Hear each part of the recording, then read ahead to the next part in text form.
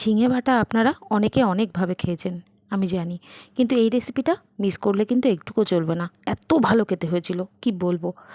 1 চামচ মতো জিরে আমি গরম তেলে দিয়ে দিয়েছি।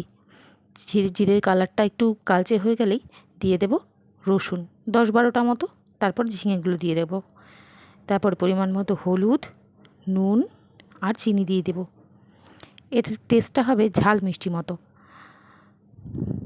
তারপরে 1 মুঠো ঝিঙেটা ভাজা হয়ে গেলে ঠান্ডা করে নেব। 1 মুঠো বাদাম আর 1 চামচ ধনেকে আমি হালকা রোস্ট করে নিয়েছিলাম, সেটাকে গ্রাইন্ড করে তারপর ঝিঙেগুলো দিয়ে দিলাম আর সঙ্গে পরিমাণ মতো লঙ্কা। সবটাকে একবারে পেস্ট করে নেব। আবার গরম তেলে দিয়ে দেব এই ঝিঙে বাটাটা। এবার এটাকে ভালো করে কষতে হবে, ততক্ষণ পর্যন্ত কষতে হবে যতক্ষণ না কড়ার গা ছেড়ে উঠে আসছে। দেখুন কড়ার গা থেকে উঠে আসছে। এইবার গরম ভাতে সার্ভ করে দিলেই আপনি পেয়ে যাবেন একটা অসাধারণ ঝিঙে বাটা। একবার অন্তত আমার কথা শুনে এইটা বানিয়ে দেখেন। না করলে না খেলে বুঝবেন কী করে এর স্বাদ যে অপূর্ব, সত্যিই অপূর্ব। যাকে যাকে খাইয়েছি সবাই বলেছে।